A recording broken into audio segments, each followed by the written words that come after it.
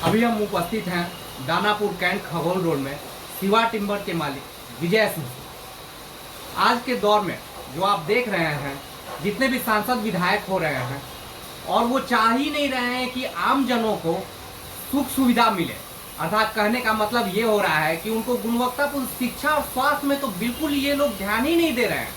और ध्यान इस बिना पे नहीं दे रहे हैं ताकि इनको शिक्षा और स्वास्थ्य नहीं दिया जाएगा तो इनकी राजनीति चमकते रहेगी, क्योंकि अगर अनपढ़ होंगे तो इनके पीछे झंडा के पीछे घूमते रहेंगे और जिंदाबाद जिंदाबाद करते रहेंगे।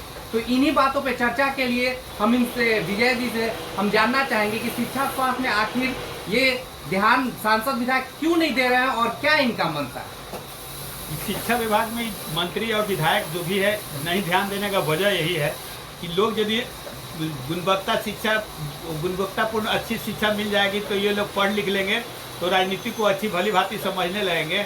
और इसी चलते ये लोग चाहते हैं कि लोग अनपढ़ रहे ताकि फ्यूचर के लिए हम लोग को वोट बैंक का इस्तेमाल करते रहे। ऐसा तो नहीं है कि जो भी बन रहे हैं सांसद विधायक उनका अतीत भी एक मायने रखता है, क्योंकि बहुत से सांसद विधायक जो है वो गुंडे मवाली बने हुए हैं और वो चाहते हैं कि अतीत में जो काम किए हुए इस तरह से, और जब उनको विधायक या सांसद बन जाते हैं तो राजनीति का एक संरक्षण मिल जाता है और इस संरक्षण मिलने के बाद वो और उत्पाद में आने लगते हैं। यहाँ तक कि जब काम करना है उनको जन सेवक के रूप में, लेकिन वो अपना पुराने ढर्रे में पुनः आ जाते हैं। जी, वास्तविकता ये सच बिल्कुल सच है कि आज के दौर में जो भी चुनाव जीत के जाते हैं तो वो वास्तविकता कोई समाज की ओर ध्यान नहीं दिया जाता है और नहीं देने के वजह से यहाँ क्षेत्रीय जो भी है क्राइम चाहे जो भी है अक्सर वही वस्तुस्थिति वही बना हुआ रहता है।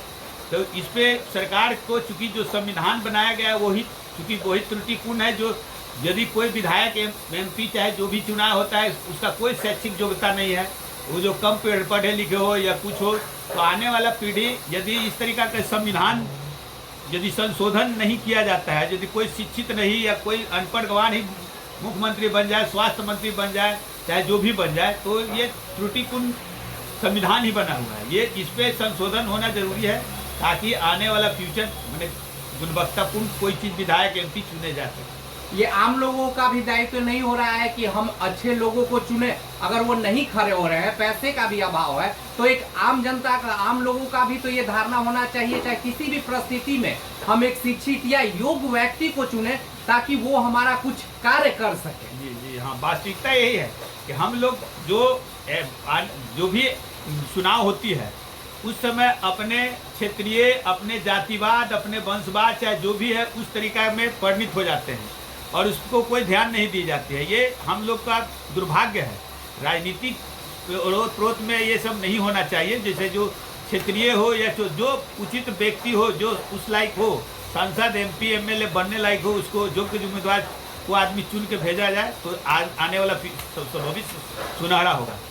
क्या आप जनता से भी ये अपील नहीं करना चाहेंगे कि वो एक दिन के वोट को वो 500, 1000, 2000 में बेच देते हैं और वो अपने आप को 5 साल के लिए बेच देते हैं, तो उनका मन और मनोबल बढ़ता है कि हम 5 साल बाद पुनः आएंगे और जो 1000 में खरीदे हैं वो 2-2000 में फिर वोट करके हम अपने आप को फिर लूटने लगेंगे। तो इसमें जनता को जागृत होने की आवश्यकता है कि नहीं? बिल्कुल सही बात है कि अभी जनता को जागरूक होने के लिए जागरूक होना बहुत जरूरी है, क्योंकि वोट बैंक जो भी वोट होता है वो मैंने पढ़े लिखे कम होते हैं।